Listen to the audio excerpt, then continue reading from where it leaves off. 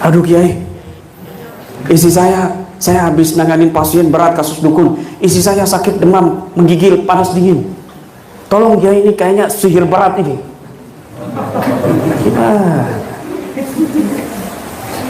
Takutnya istri saya mati Kiai. Saya sangat mencintai istri saya. Lihat cewek masih ngelirik kamu. Nggak usah panik. Kok panik? Kamu biasa nanganin istrinya orang, istrinya sendiri panik. Anaknya pilek. Wah, ini Banaspati. Anaknya pilek Banaspati. Jangan-jangan udah numpuk di otak kamu itu jin-jin ini, Banaspati ini. Error ini. Kebanyakan es krim bukan Banaspati, Panjul. Ini kamu harus di mediumisasi, di detektor ini. Ini harus Raga Sukma ini. Mau kamu Raga Sukma tingkat Sidratul Muntaha juga gak akan bisa. Gak usah begitu-begituan. Kasihan istri kamu digituin. Kepikiran, pucat, mati.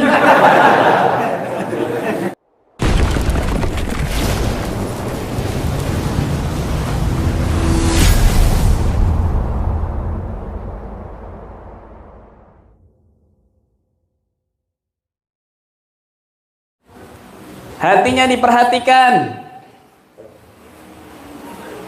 Kalau dia bisa ilmu ini, dia bahkan menguasai ilmu ini, ilmu ruqyah dan semacamnya yang diperbolehkan dalam agama Islam, dalam syariat Islam, tetapi hatinya nggak dijaga, meskipun praktisi handal, bila perlu pelatihan mahir 10 kali.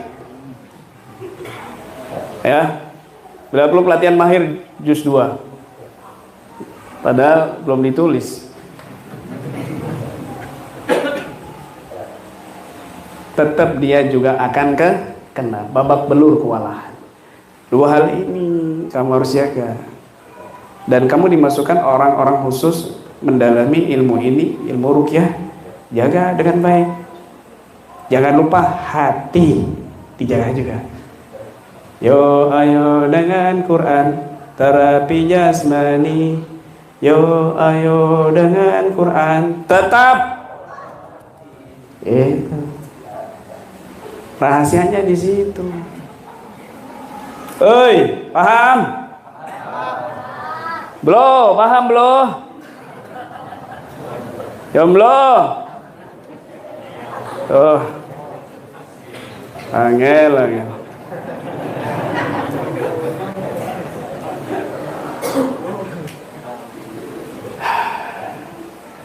Hati. Kamu ini ya, nggak usah bingung-bingung, panik. Jangan. Meskipun kamu setiap hari berhadapan dengan jin, dengan dukun, dengan sihir, nggak usah panik. Aduh Kiai, istri saya habis nanganin pasien berat kasus dukun. Istri saya sakit demam, menggigil, panas dingin. Tolong Kiai, ini kayaknya sihir berat ini.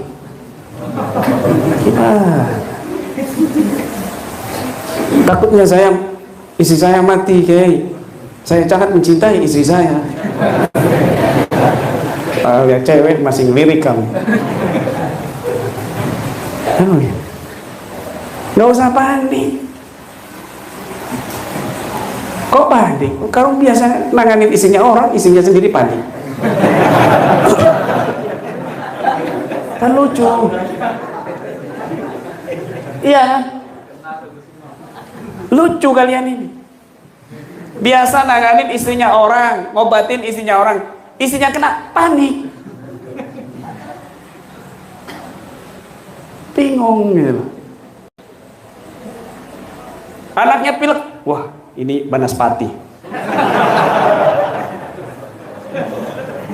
Anaknya pilek Banaspati. Jangan-jangan udah numpuk di otak kamu itu jin-jin ini, Banaspati ini. Error ini. Kebanyakan es krim bukan Banaspati, Panjul. Dengerin ini ya. Muka-muka panik ini, dengerin. Capek saya di chatting terus. Kamu pikir saya pikir kamu toh? Banyak ribuan ini. Dari Nusantara, ujung Nusantara sampai ujung Nusantara. Ya Allah. Kiai. Ya Allah Kiai, ini saya ada kasus besar Kiai. Kok tahu kamu kasus besar? Iya Kiai. Sebelum saya datang, ban saya bocor. Woi, sehat? Hah? Tetap santuy, tetap akal sehat, dan jangan lupa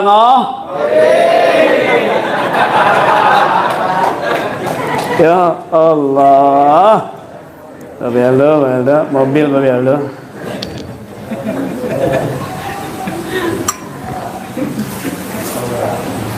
Pakai itu loh. Ini, aduh, nggak habis pikir saya. Kena paku dikirim santet.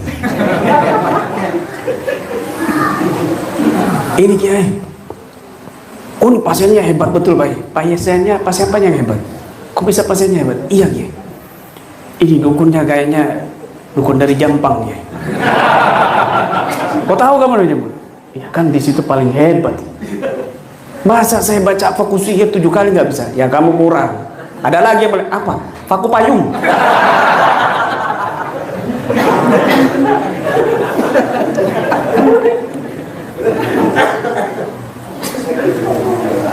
Nggak usah begitu.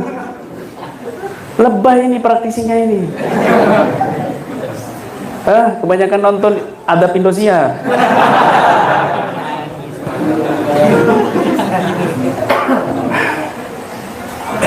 Gak usah begitu. Ya Allah. Lihat istri saya, ini ada istri saya di sini. Istri saya sakit, saya penanganan banyak setiap harinya. Dari dulu sampai sekarang mungkin musuh saya ribuan dukun yang nyerang setiap saat. Ini tidur, yang ini masih lanjut. Yang ini istirahat, yang ini lanjut. Terus setiap saatnya diserang begitu. Tapi saya panik. Istri saya sakit, saya bilang, waduh ini kamu habis serangan dari pasiennya saya tangani tadi. Perutnya juga sakit, kamu juga sakit perut kamu. Parah itu. Duh, ini kamu harus di mediumisasi. Di detektor ini. Ini harus Raga Sukma ini. Mau kamu Raga Sukma tingkat Sidratul Muntaha juga gak akan bisa. Gak usah begitu-begituan. Kasihan istri kamu digituin, kepikiran, pucat, mati.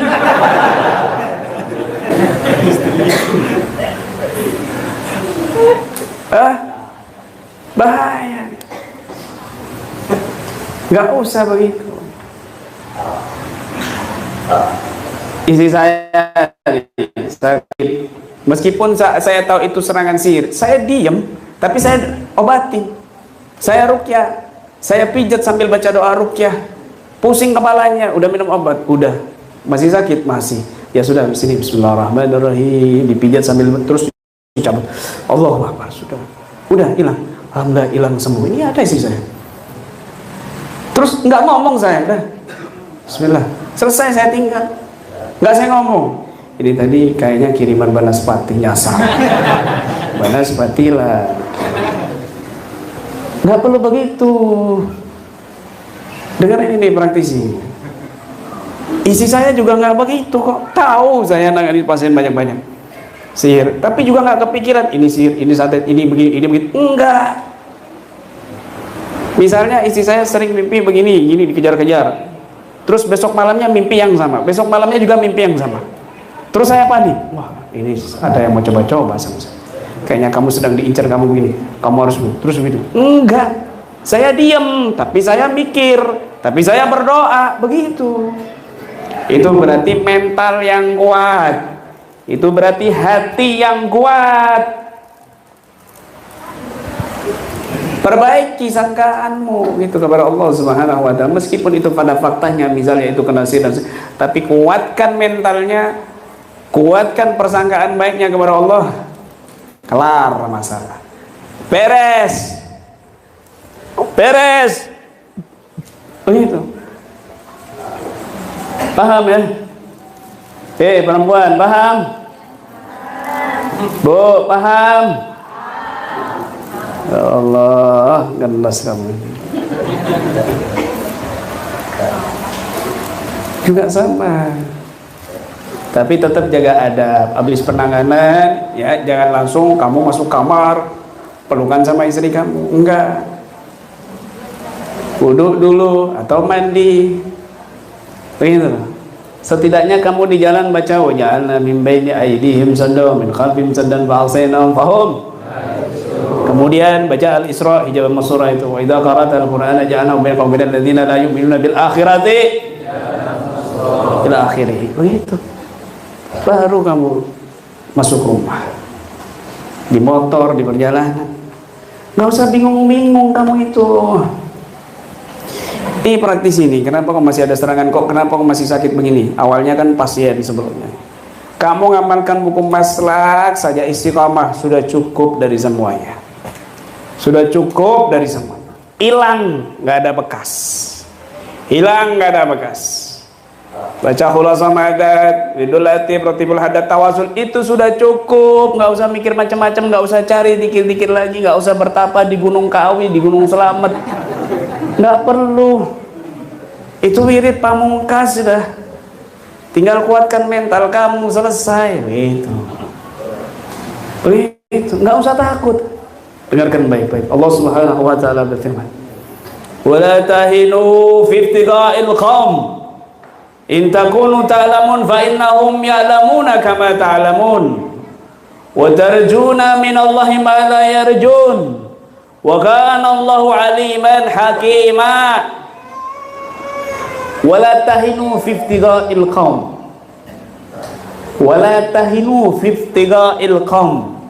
Janganlah kamu merasa patah hati, lemah di dalam menasehati, di dalam membimbing orang lain, di dalam kamu berhadapan dengan musuh-musuh. Jangan patah hati. Kenapa? In takunu ta'lamun, kalau kamu itu terluka, anggota tubuhmu terluka, jiwamu terluka, misalnya kena santet, kena sihir dan lain sebagainya, fa innahum ya'lamuna kama ta'lamun. Karena sesungguhnya mereka ini juga sakit, luka sebagaimana kalian juga luka. Itu sudah pasti. Dukun misalnya membuat sihir perceraian kepadamu atau kepada korbannya, kepada pasien, maka pasti sebelum terjadi pasti ada keluarga dukun yang bercerai. Kadang dukun itu sendiri yang bercerai dari istrinya. Kama tadinu tudanu, kata Nabi SAW. Sebagaimana kau lakukan, kau akan dapatkan hasilnya, panennya. Dukun nyerang korbannya, sakit dan lain sebagainya, dia juga. Bahkan dia dituntut untuk mencari korban-korban nyawa-nyawa yang lain. Kenapa? Karena kalau nggak begitu, keluarganya yang diambil nyawanya sebagai tumbal. Kalau nggak begitu, itu sudah pasti nanti keluarga, orang-orang terdekatnya, bahkan istri dan anaknya, lama-lama dianya sendiri. Fa innahum ya'lamun kama ta'lamun. Mereka juga luka sebagaimana kamu luka. Tapi apa bedanya? Wa tarjuna minallah ma la yarjun. Wa tarjuna minallahi ma la yarjun. Tapi kamu berharap pahala dari Allah. Malayarjun, di mana mereka nggak bisa berharap kepada Allah, dapat siksaan, dapat dosa, tapi kamu dapat pahala ketika kamu dilukai oleh musuh-musuhmu, ketika kamu dapat musibah dari musuh-musuhmu, ketika kamu dapat bencana dari orang-orang yang menjahatimu, yang menzalimumu. Artinya apa? Kamu ini lebih berhak bersabar. Kalau dukun saja begitu bersabar, kamu harusnya lebih sabar lagi. Kenapa? Kamu masih bisa berharap pahala dari Allah Subhanahu wa taala, di mana mereka tidak bisa mendapatkan pahala. Wa kana Allahu aliman hakima. Allah Maha mengetahui. Hakima, Allah Maha bijaksana. Begitu. Jadi nggak usah bingung-bingung. Gak usah panik-panik. Ini alhamdulillah banyak praktisi bertobat yang dulunya dukun, yang dulunya punya isian-isian bermacam-macam. Alhamdulillah sukses sekarang, berhasil dan banyak membantu orang lain. Begitu. Ada lagi yang lucu, tapi fakta ini. Ketika masuk KBRA nggak lama istrinya minta cerai. Akhirnya bercerai. Kenapa? Karena peletnya luntur. Saya nggak nyindir kamu ya, nggak. Jangan disut, kasihan.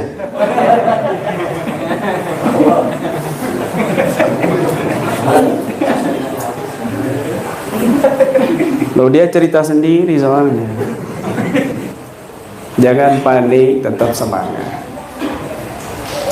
Rutinan kumpul bareng-bareng itu penting sekali. Kalau kamu zikir sendiri wajib, apalagi kamu praktisi, lebih harus semangat, jangan lengah. Jangan lengah. Rutinan ini menjadi satu kekuatan yang besar yang saling sambung menyambung, satu kesatuan sesama praktisi. Kenapa? Karena itu konsep saling mendoakan. Sedangkan Nabi pernah mengatakan da'watul mar'i bidhahril ghaib li akhihi mustajabah.